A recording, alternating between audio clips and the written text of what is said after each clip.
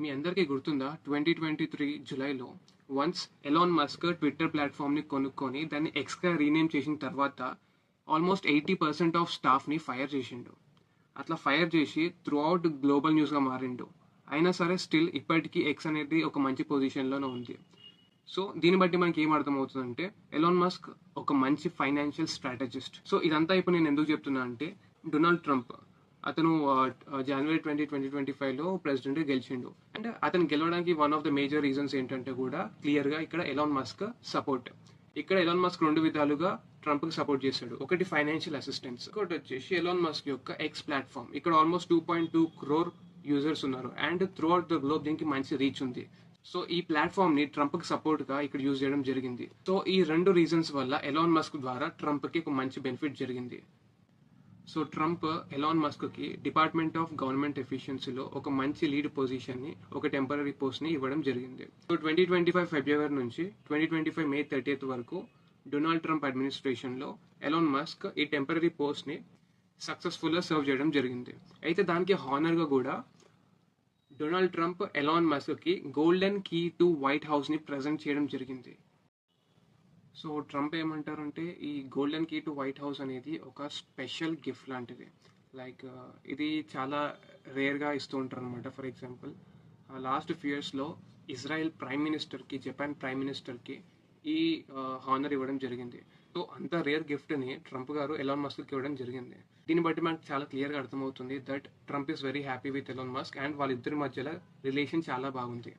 కానీ ఇంతలోనే ఏం జరిగింది, ఇద్దరి మధ్యలో అసలు క్లాష్ ఎందుకు వచ్చింది, అసలు ఏ పాయింట్ పైన ఇక్కడ డిసగ్రిమెంట్ జరిగింది, ఎలాన్ మస్క్ ఎందుకు ట్రంప్ పైన పెద్ద పెద్ద అలిగేషన్స్ చేస్తున్నాడు, డొనాల్డ్ ట్రంప్ ఎందుకు ఎలాన్ మస్క్ యొక్క కంపెనీస్ ని ఎఫెక్ట్ చేయడానికి ట్రై చేస్తున్నాడు, ఇదంతా జరగడానికి ఒకే ఒక్క బిల్ రీజన్. ఒక బిల్ అంటే ఇక్కడ ఒక లా. ట్రంప్ దీనికి ఎందుకు ఈ పేరు పెట్టారో తెలియదు కానీ ఆ బిల్ పేరు వచ్చేసి one big beautiful bill. So few days back May 22కి ఈ బిల్ని హౌస్ ఆఫ్ రిప్రజెంటేటివ్స్ పాస్ చేసింది. దీని తర్వాత స్టెప్ ఏంటంటే సెనేట్స్, ఇక్కడ 100 మెంబర్స్ సెనేట్స్ ఉంటారు, వీళ్ళు ఈ బిల్ని పాస్ చేయాలి. ఈ 100 మెంబర్స్లో మోర్ దెన్ 50 పీపుల్ దీనికి ఎస్ అని చెప్తే ఈ బిల్ పాస్ అయిపోతుంది.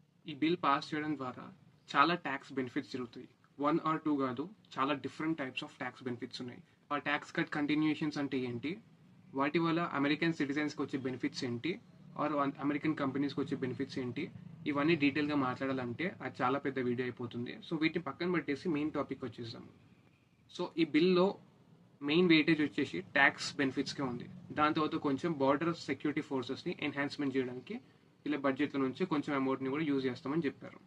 సో ఓవరాల్గా ఇది మ్యాటర్. ఈ బిల్ ద్వారా ఈ పలానా బెనిఫిట్స్ని, ఈ పలానా యాడ్ ఆన్స్ని ఇలా బడ్జెట్ నుంచి యూజ్ చేసుకోబోతామని ట్రంప్ గవర్నమెంట్ చెప్తుంది. మరి ఇక్కడ ప్రాబ్లం ఏంటి, ఈ బిల్ వల్ల ఆల్మోస్ట్ అన్ని బెనిఫిట్స్ ఉన్నాయి కదా, మరి ఇక్కడ ఎలాన్ మస్క్ ఎందుకు ఈ బిల్ని అపోజ్ చేస్తుండు, ఓన్ చేస్తున్న ఎక్స్ ప్లాట్ఫామ్ పైన విత్ ఇన్ లాస్ట్ ఫ్యూ అవర్స్లో ఇన్ని పోస్ట్స్ ఎందుకు చేస్తున్నాడు అండ్ సెనెట్స్ పైన ప్రెషర్ ఎందుకు పెడుతున్నాడు, ఎక్స్ ప్లాట్ఫామ్ ద్వారా ఈ ఇష్యూ గురించి గ్లోబల్గా ఎందుకు డిస్కషన్స్ చేస్తున్నాడు. సో ఇక్కడ ఎలాన్ మస్క్ చెప్తుంది క్లియర్లీ ఒకటే ఒక విషయం, ఈ బిల్ కనుక పాస్ అవుతే వచ్చే 10 సంవత్సరాలలో ఆల్రెడీ యూఎస్కి ఉన్న డెప్ట్ సరిపోక దానికి ఇంకో 2.5 trillions నుంచి 5 trillions వరకు డెప్ట్ అనేది పెరుగుతుంది అనేసి చాలా క్లియర్గా చెప్తున్నాడు.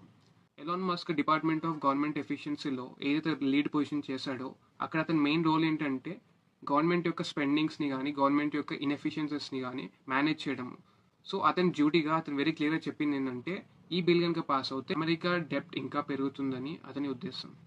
అండ్ ఇది ఒక హారిబుల్ ప్లాన్, ఒక హారిబుల్ లా అనేసి వెరీ క్లియర్గా ఎంటైర్ వరల్డ్కి అర్థం అవ్వాలి అని చెప్తున్నాడు. ఎలాన్ మస్క్ ఇలా ఈ పాయింట్స్ని చెప్తూ ఇన్ని డేస్ అతను కలిసి పనిచేసిన గవర్నమెంట్ని ఇట్లా అపోజ్ చేయడం వల్ల ఒకటేసారి రిపబ్లికన్స్ పార్టీ నుంచి మస్క్ మీద డిఫరెంట్ అలిగేషన్స్ చేస్తున్నారు. సో ఎలాన్ మస్క్ ఇదంతా కావాలనే చేస్తున్నాడు. ఈ బిల్ పాస్ అవ్వడం వల్ల తను ఓన్ చేస్తున్న కంపెనీస్ ఏవైతే ఉన్నాయో వాటికి ఎఫెక్ట్ అవుతున్నాయనే ఉద్దేశంతోనే ఎలాన్ మస్క్ ఇట్లా చేస్తున్నాడు. For example the very important point, Elon మస్క్కి ఏవైతే కంపెనీస్ ఉన్నాయో అందులో మెయిన్ కంపెనీ వచ్చేసి టెస్లా. అయితే ఇక్కడ ఏమైందంటే యుఎస్ గవర్నమెంట్ చాలా ఇయర్స్ నుంచి ఎలక్ట్రిక్ వెహికల్స్ పైన ట్యాక్స్ బ్రేక్స్ని ఇస్తుంది అండ్ చాలా పెద్ద పర్సంటేజ్ ఆఫ్ అమౌంట్స్ని ఇస్తుంది. సో ఈ బిల్ కనుక ఇన్ కేస్ పాస్ అవుతే ఈ ట్యాక్స్ బ్రేక్స్ ఏవైతే ఉన్నాయో అవి ఆగిపోతాయి. సో ఇన్ కేస్ అవి ఆగిపోతే ఇక్కడ ఖచ్చితంగా ఎఫెక్ట్ ఏదో ఉంటే ఖచ్చితంగా ఎలాన్ మస్కే. సో అందుకే ఎలాన్ మస్క్ ఇదంతా కావాలని చేస్తున్నాడు అనేసి ట్రంప్ యొక్క పార్టీ అలిగేషన్స్. ఎలాన్ మస్క్ ఇట్లానే ఇంకా ట్రంప్ పైన హేట్ అనేది స్ప్రెడ్ చేస్తుంటే గవర్నమెంట్కి స్పేస్ ఎక్స్కి ఉన్న కాంట్రాక్ట్స్ కానీ లేకపోతే గవర్నమెంట్ ద్వారా టెస్లాకి వస్తున్న క్లీన్ ఎనర్జీని కానీ ఆపేయడం జరుగుతుంది అనేసి చాలా క్లియర్గా వార్నింగ్ ఇచ్చారు. సో ట్రంప్ గవర్నమెంట్ ఇట్లా ఎంత బెదిరించినా కానీ ఎలాన్ మస్క్ వెరీ సింపుల్గా ఏమంటుండంటే అసలు ట్రంప్ గెలవడానికి కారణమే నేను, నా సపోర్ట్ లేకపోతే అసలు ట్రంప్ గెలిచేటోడే కాదు. ఇప్పుడు ట్రంప్ ఏవైతే వార్నింగ్ ఇస్తున్నాడో like NASA and SpaceX contracts కానీ మిషన్స్ కానీ ఏవైతే ఉన్నాయో వాటిని అన్నిటిని ఆపిచ్చేస్తా లేకపోతే క్లీన్ ఎనర్జీ సప్లైని ఆపేస్తానంటే నేను మాత్రం ఖచ్చితంగా నాసా స్పేస్ మిషన్స్ కి హెల్ప్ చేస్తున్న డ్రాగన్ స్పేస్ షిప్ ఏదో ఉందో అది ఎలాన్ మస్క్దే. సో ఆ సపోర్ట్ నేను బంద్ చేస్తా ఇన్ కేస్ మీరు ఇట్లా చేస్తే అని కూడా ఎలాన్ మస్క్ చెప్తున్నాడు.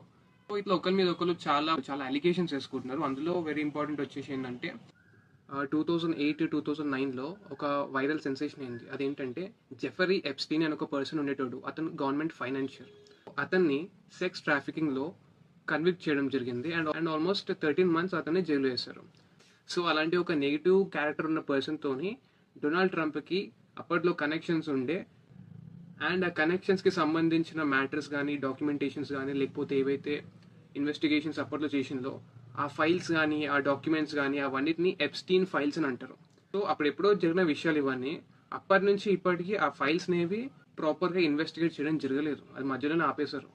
సో అలా ఎందుకు ఆపేశారు, అట్లా ఎవరు ఆపించారు అవన్నీ కూడా నాకు తెలుసు అన్నట్టు ఎలాన్ మస్క్ చాలా క్లియర్గా సోషల్ మీడియాలో చెప్పడం జరుగుతుంది. సో ఇది చాలా పెద్ద అలిగేషన్. సో దీన్నే మనీ చేసుకుందాం అనేసి రిపబ్లికన్స్ యొక్క అపోజిషన్ అవుతున్నారు డెమోక్రాట్స్, వాళ్ళు కూడా ప్రెషర్ పెడుతున్నారు. ఈ ఎప్స్టీన్ ఫైల్స్ ఏవైతే ఉన్నాయో అవి వెలుగులోకి రావాలి, వాటిలో ఉన్న డీటెయిల్స్ ఏంటి, ట్రంప్కి జెఫరీ ఎప్స్టీన్కి రిలేషన్స్ ఏంటి, వీళ్ళు ఏం చేశారు అవన్నీ మాకు బయటికి తెలియాలనేసి డెమోక్రాట్స్ కూడా పబ్లిక్లో అవుట్రీచ్ చేయడం జరుగుతుంది. సో ఎగ్జాక్ట్లీ ఈ పాయింట్ ఆఫ్ టైంలోనే ఎందుకు ఇంత డిబేట్ నడుస్తుందంటే ఈ బిల్ ఇంకా పాస్ అవ్వలేదు. ఇది పాస్ అవ్వాలంటే సెనేట్స్ దీన్ని పాస్ చేయాలి. ఇప్పుడు మొత్తం 100 మంది సెనేట్స్ ఉంటారు, అట్లీస్ట్ 50 members దీన్ని పాస్ చేయాలి. కానీ ఇక్కడే డిఫరెంట్ ఆర్గ్యుమెంట్స్ ఆల్రెడీ స్టార్ట్ అయినాయి. ఈ ఆర్గ్యుమెంట్స్నే ఇంకా పెద్దవి చేయాలని చెప్పేసి ఎలాన్ మస్క్ ట్రై చేస్తుండు. ఎలా అయినా సరే ఈ బిల్ పాస్ అవ్వద్దు, యూఎస్ అనేది ఒక డెఫిసిట్ కంట్రీగా మిగిలిపోవద్దు అనేసి ఎలాన్ మస్క్ యొక్క ప్రయత్నం.